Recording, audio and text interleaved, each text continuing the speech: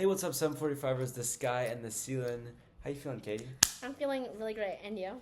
I'm feeling awesome. You know what? I'm feeling like the tryptophan we had from our lunch is just coursing through. The what? The tryptophan. Tryptophan. It's the thing that if you Big eat word. like chicken or like any protein or carb, like there's a lot of tryptophan in it, and inside tryptophan is a crap ton of melatonin. So I feel it coursing through me. Yeah. But it's okay. I'm about to get super hyped for this fourth podcast. Fourth podcast of the day. Welcome back to the 745 Mental Health Podcast. Today we are talking about Finals and midterms.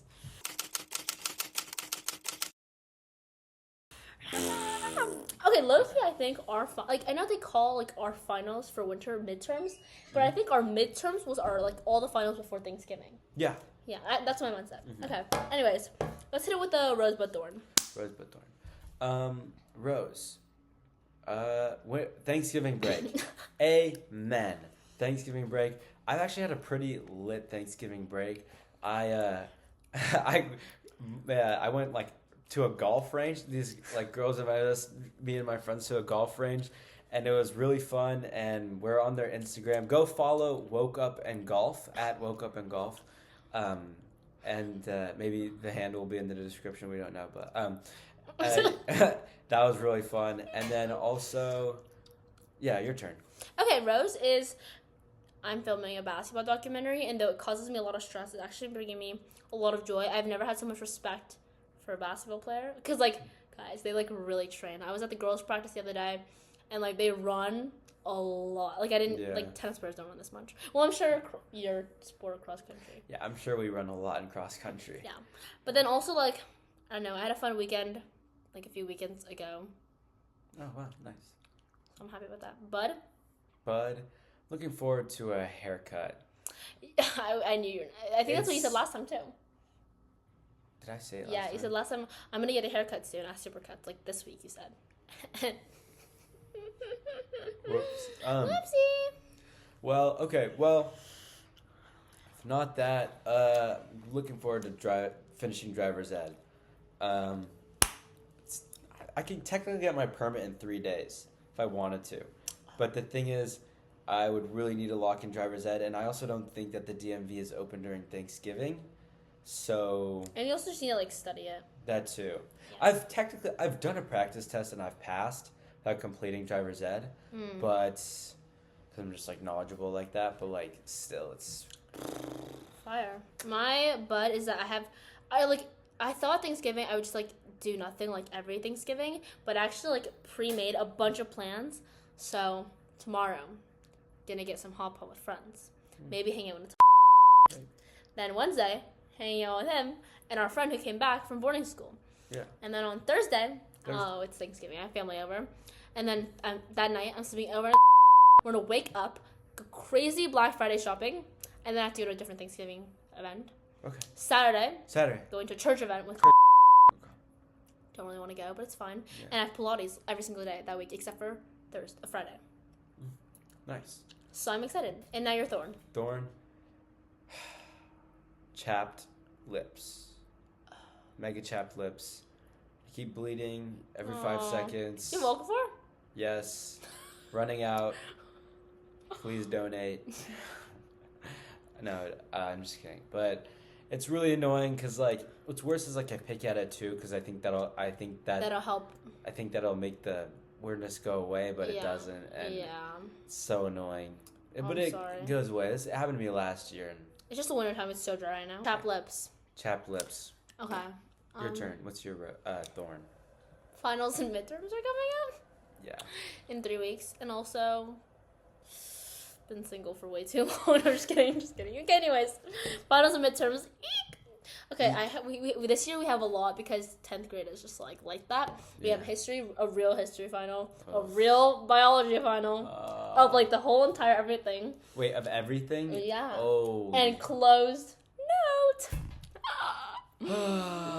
And math and language, but no English. It's a project though. Oh well, I don't have your teacher. Yes. Wait. Yep. Oh, so maybe it's different. Please be an essay. Thank you. Anyways, let's talk about something. Let's to talk about something? Yeah, let's talk about our rapid I fires. think that's a good idea. Okay. Do you want me to go first? Yes. Okay. What do you think grades really measure? Do they measure intelligence, effort, diligence? What do you think grades really measure? Because teachers always say, we're just trying to measure how much you are learning, and we just want to know where you are at. Okay. Well, okay, wait. I look-y might flip my rapid fire on you because, okay, so you say what are grades for? No, what do grades measure? Or what do grades measure? Grades measure your overall performance as a student because here's the thing. Wait, where's my dog? Where's Julio? A grade tells you, like, sure, it's a lot about your performance on tests and stuff, but, like, you could do really good on a test, but not turn in your homework at all, and you get a bad grade. For the most part. Yeah. I don't know. I've never tried that strategy, but... No, Asher has, and it's just, like, awful. It doesn't work out. So it sort of shows, like, if you're reliable and if you know what you're doing. Do I think it's a little... It's an iffy way to do they're that? They're weird? Yes. Yeah. Do I like them? No. But can I come up with something else to judge students for colleges? Nah. Wait, can I ask you if you think this is a good idea? I think I shared this on the podcast once. What? There should be a test in the beginning of the year where you don't know crap, and then a test at the end of the year, and the difference is what your grade should be, because that's really how much you learn. Yeah. Did I say that, or did you? No, I said this! This is my idea. Okay. Yeah, that sounds like a good idea. Yeah, let me start a school. Yeah. 745 Academy. Yeah. Anyways. Okay. So... You think it measures overall performance? I don't think that. What do you think? I think it measures diligence and effort. Okay. Because realistically, you could be the smartest person, but not put in effort or not be diligent and just like not care or do anything. And then your grade is going to suck even if you were the smartest person in that room. And some of us really need some diligence and effort because there's so many smart people I know at our school, but because they just like don't care, their grades are... They're awful. And intelligence, like for school, like sure you need to be smart, but like you can learn almost anything if you just like read it and like really understand it. So like I'm just thinking if you put your mind to it and you really, really try and like grind like crazy, you can make anything get up here. And so you can get any score. Maybe for the SAT or like the PSAT or the ACT, it's a little bit more like psychological, like how smart are you? Like can you... Like, do you know the tricks type of vibe? It's not mostly based on content. It's like the PSAT and the SAT and all those. They have like real psychology like tricks in there to see like if you think like everybody else. Did you know that? I did not know that. Yeah, wow. So they don't really. I mean, of course they test for like, are you good at math and stuff? But like anyone can get a 1600. Just if it was like supposed to be like I just answered a bunch of these questions, but they like word the question specifically or word the answer specifically so that. It's easy to make like careless mistakes and stuff like that. And they hire like psychologists to like make it difficult. So. Oh wow, that's very. Anyways, yeah. So I think it measures diligence and effort because you can fake intelligence. Yeah, but remember, at the end of the day, like school was created to educate people to work. Yeah. So in a work environment, they want diligence and effort. Yeah. So I'm saying that's what they measure. Like.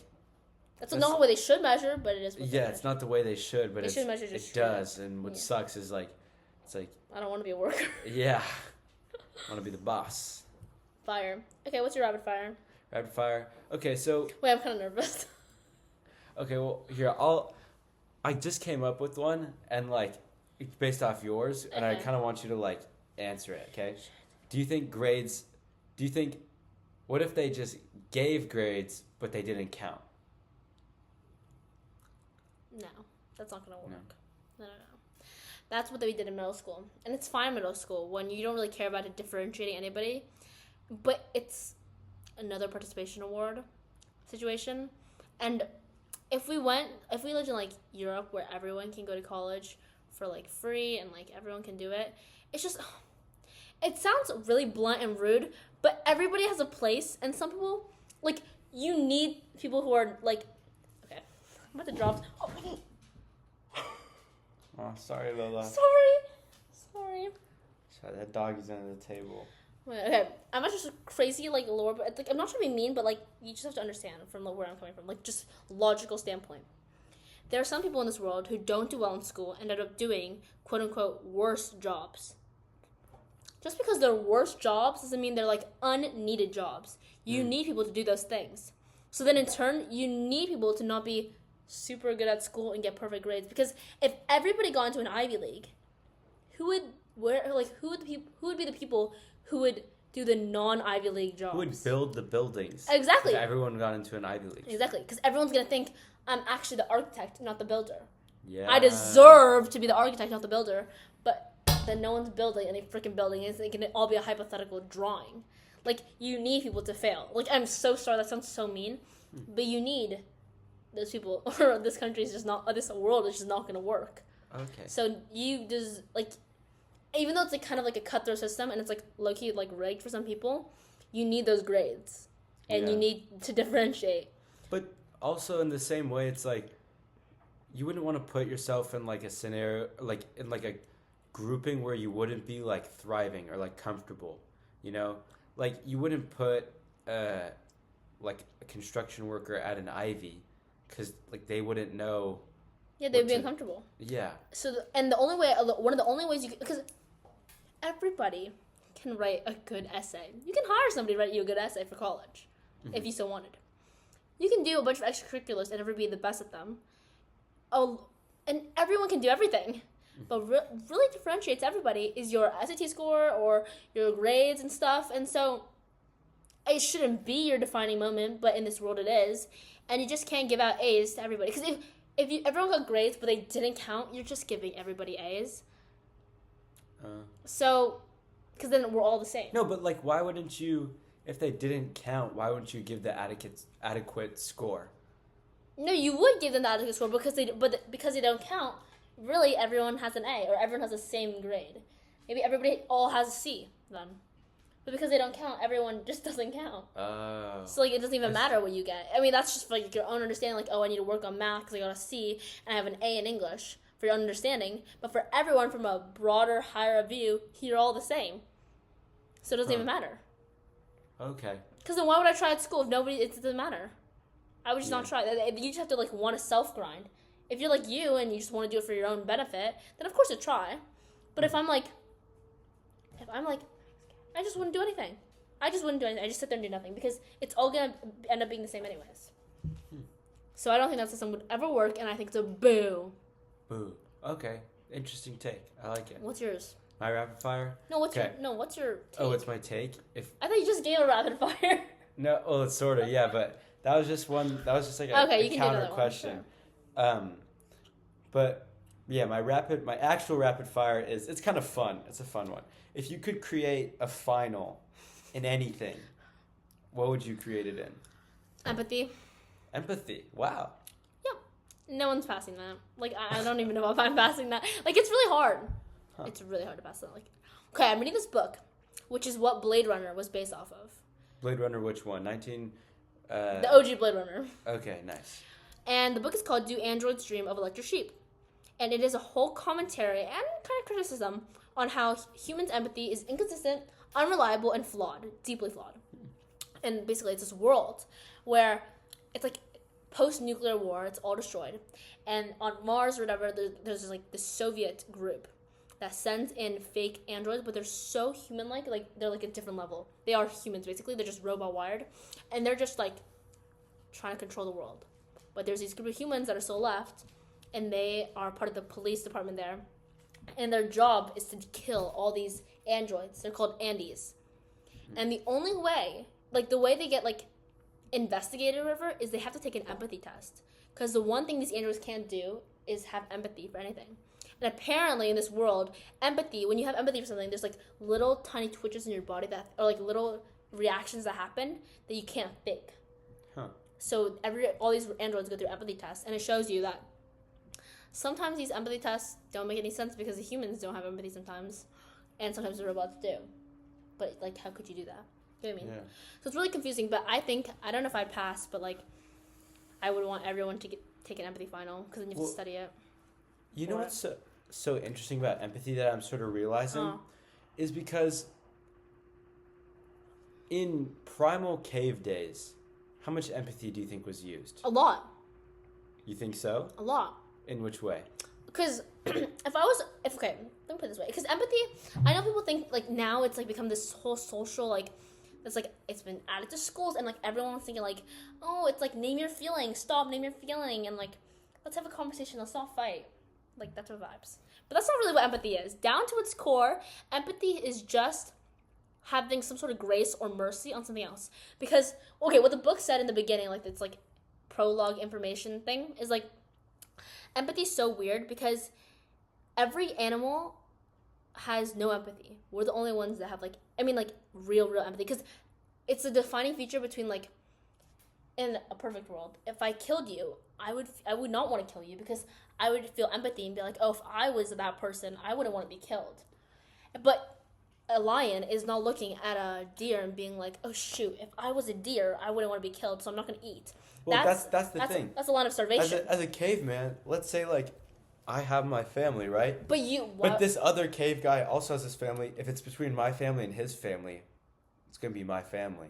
Or it's I don't feel empathy for the lion I'm about to fight, so I need to like get your food. There's no. I feel like in primal days when it's literally called survival of the fittest, empathy, because I'm forgetting the name, but we talked about it in wellness. It's called like a lizard brain, or better known as fight or flight. Yeah. And basically, it's a survival. I will do anything to survive. Yeah. And so I think very little empathy is like probably almost no empathy is used during that state of mind. Do you think our minds have like evolved and advanced since then? I don't think it's our mind. Here's the thing. I don't think it's our mind. I think it's society. Because society has evolved where we don't need survival of the fittest. So fight or flight is not reacted nearly as much as it was. And you don't need it as much, right? Exactly. Right. So that's when empathy starts to grow, and it's like, well, I cannot believe you're giving me so much knowledge. It's not now. It's like I don't need to kill the guy in front of me in the line at In-N-Out because there's enough food for all of us. Yeah. Is a thing. So that now more and more empathy is coming into play. But the thing is, our brains have not evolved since the caveman days. It's only just like minute miniature steps in discoveries question. Do you think in a third world country where food is not guaranteed, there's less empathy shown and people are willing to kill each other to get food? Well, I don't think... Here's the thing. They would still care, but they would just not as much. I think that they would do more to get food, but I'm not going to say that it's like a savage land kill. Yeah, but they would like... Their line is a little drawn farther away. Yeah. Okay. Well, I think you just draw crazy knowledge. I'm really impressed. Because, like, I just think, like... Yeah. Or, wait, how did we even get here? Because what final would you want to create? And I said, you said empathy final. What would you want to create for a final? I'd want to create... I actually didn't think about it, but I would create I'd do, like, a passion project final. I feel like that'd be my class. My class would be... Like A cubed? Yeah, I'd be an A cubed or research person. Okay. And be like, give me something cool. Okay. Be like, you know what? This person... Maybe I'd do a cooking final. Actually, I wouldn't pass that, so I'm just not doing that. I would do I'd do that, like... be like, okay, you have this amount of time. Yeah. I want you to do as much research as you... can or would like to, would like to, because then it shows how much effort they really want to show. Do it on something you like, and it would be 10 times easier, and then you see at the end of the year that how actually passionate, how much they care about this project. I like that. I don't know how I would do an empathy test, but like... You'd have to give them like hypothetical situations. Oh yeah, I think so too. Anyways, sounds fire. Yeah. And... Next, let's talk about discussion question. Wow. Crazy side quest. Yes, I like that side quest, though. You dropped some crazy bombs that, like, straight knowledge. Huh. Okay. Oh, what's keeping you alive right now?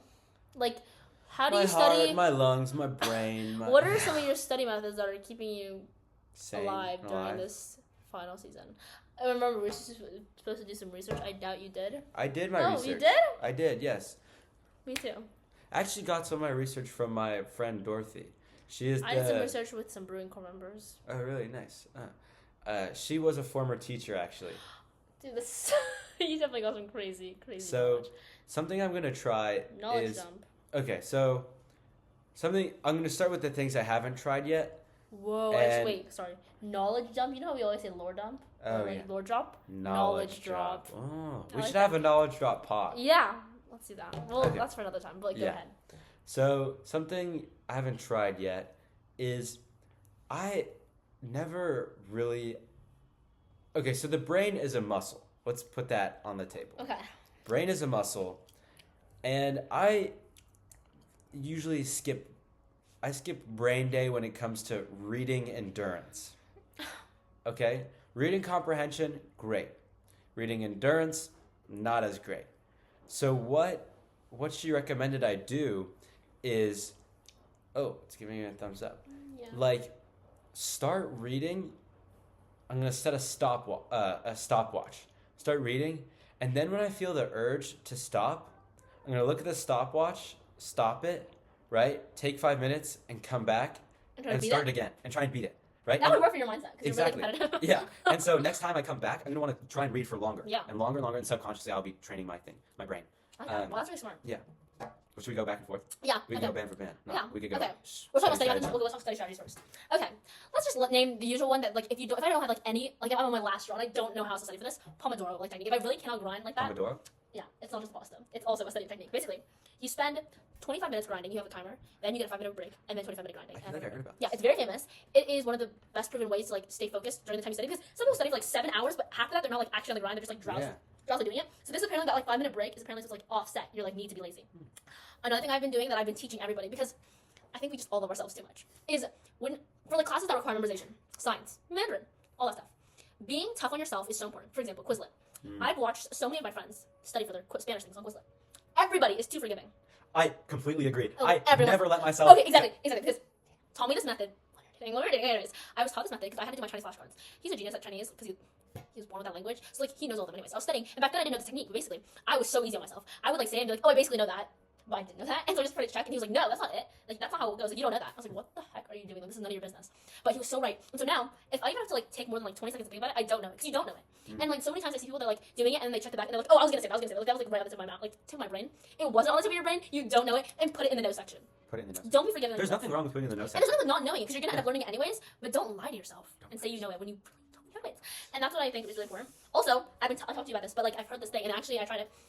Basically, we have to read a history book. It's a long textbook. I actually read it in 4th grade. What? Yeah, my dad had a copy of this. So. Sensor and Hunt? Yeah. So you read it in 4th grade? Yeah. Did you remember any of it? Did you understand any I of it? understood it, but I don't remember. My dad really likes French Revolution, so we've watched all the movies, so I kind of knew everything already. But, like, when I was younger, I was banned from my iPad for, like, a week because I played too much, like, my Mickey Mouse games. And so I was forced to read books, and so I just found a random book, and I was like, I like the guy that painting on the top, so I'll just read it. Anyways, I tried it again when I was reading Sensor and Hunt, just because, like, I felt like I reread it, and I was kind of bored. And so, oh, wow, I thought you were frozen for a second. I was so confused. But anyways, TikTok. So sorry, I just said TikTok. But like they're saying, like if you scribble, like mindlessly scribble while you're reading it, you'll attain more information. And I tried it out. It's a little hard to do that when I also take notes on it.